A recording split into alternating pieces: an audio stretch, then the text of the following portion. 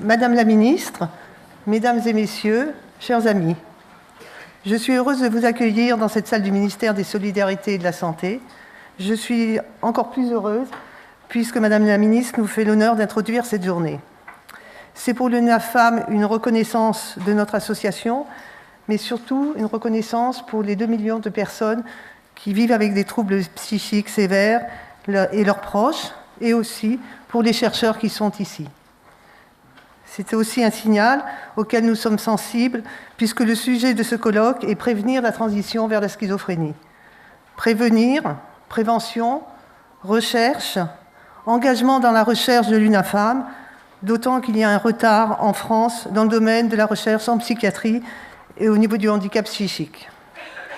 Le président Macron a fait du handicap une priorité pour ce quinquennat.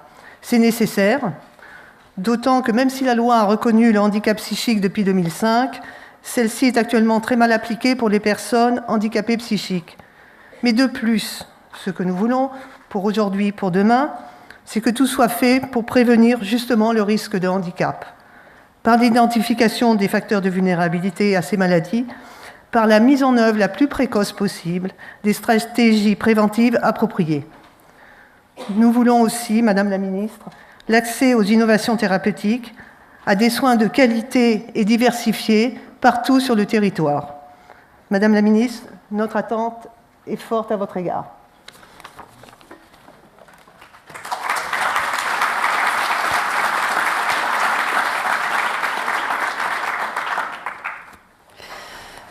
Madame la présidente de l'UNAFAM, chère Madame Borel, Mesdames et Messieurs les membres du bureau et du conseil de l'UNAFAM, chers collègues, Mesdames et Messieurs, si j'ai souhaité être parmi vous ce matin, c'est parce que le sujet de la psychiatrie me préoccupe.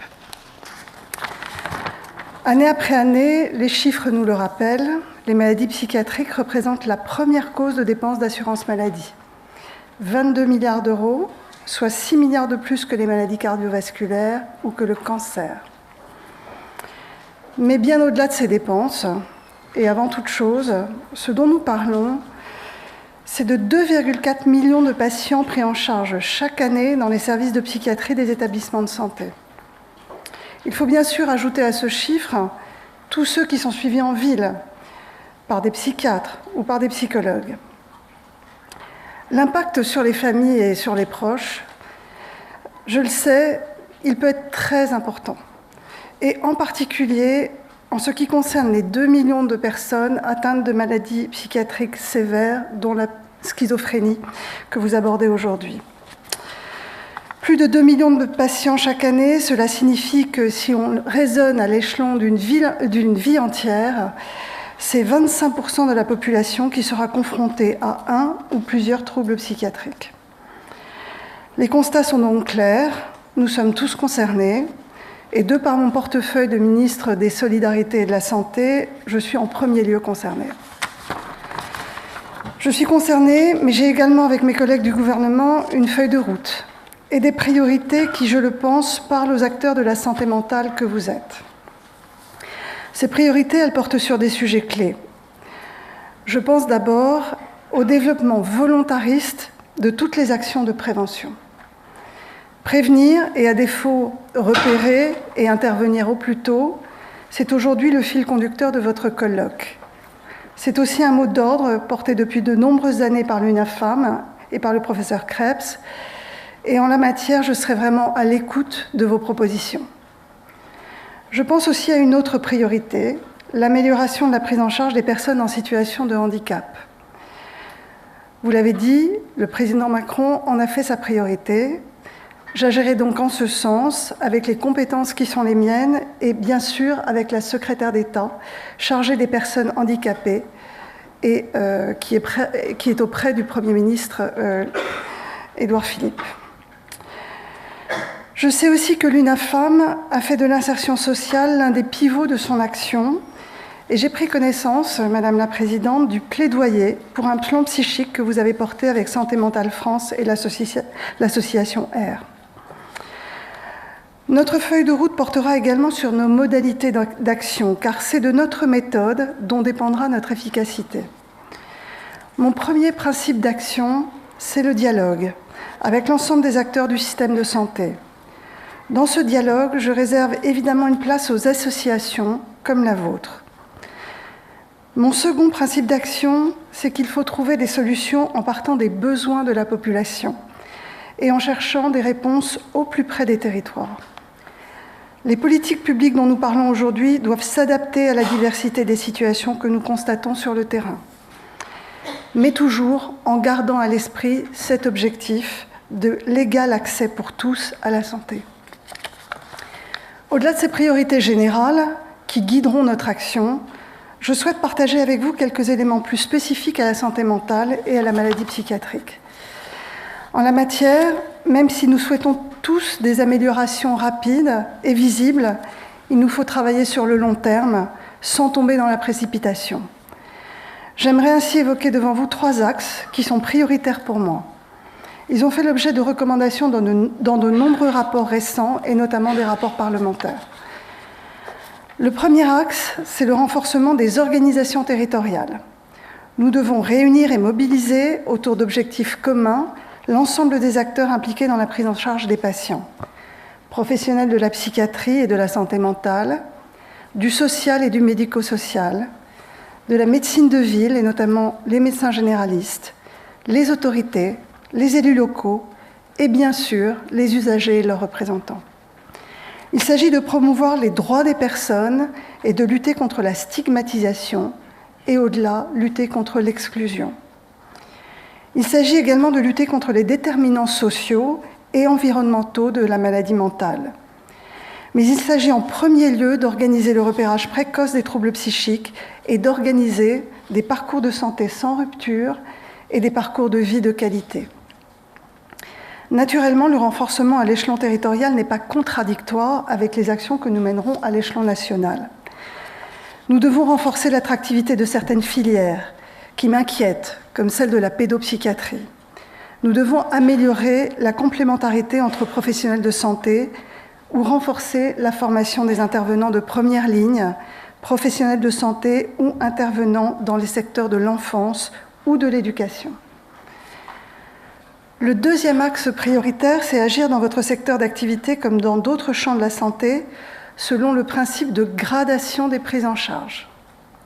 Je souhaite ainsi continuer à vous accompagner pour identifier et reconnaître des centres de référence qui puissent venir en appui des prises en charge de premier recours. Le retard au diagnostic et à la mise en place de stratégies thérapeutiques adaptées est particulièrement important pour les pathologies qui émergent à l'adolescence et à l'âge adulte, et en particulier pour la schizophrénie. Ce retard entraîne des pertes de chance pour les personnes concernées et augmente pour elles le risque de handicap psychique. Il peut s'expliquer par une méconnaissance des symptômes ou une stigmatisation de la maladie mentale, mais il peut également s'expliquer par le fait qu'il est difficile de poser un diagnostic de psychose. Des structures expertes, comme les centres de référence, constituent une réponse. Ce sont des recours pour des situations complexes et des outils pour créer et diffuser des connaissances nouvelles. Leur place est déjà reconnue, notamment à travers le financement de plusieurs centres dont certains sont dédiés à la schizophrénie. Ces structures et le renforcement de l'organisation territoriale doivent nous permettre de diminuer le délai entre les premiers symptômes et la pose d'un diagnostic. On estime aujourd'hui que dans le cas de la schizophrénie, ce délai est de 5 ans. C'est beaucoup trop. Ce constat me conduit naturellement à la troisième priorité que je voulais évoquer devant vous. C'est celle dont il est question aujourd'hui dans ce colloque. Il nous faut promouvoir la recherche en psychiatrie et en santé mentale, et promouvoir cette recherche dans toutes ses composantes. Je ne vais pas vous rappeler l'écart qui existe entre ce que représente la psychiatrie dans les dépenses de santé et ce qu'elle représente dans le financement de la recherche. Les enjeux sont pourtant grands. La recherche doit notamment nous permettre d'améliorer notre compréhension des mécanismes biologiques et le rôle de l'environnement dans la survenue des maladies. J'attacherai également une grande importance à la recherche en santé publique, qu'il s'agisse d'épidémiologie ou de recherche en organisation.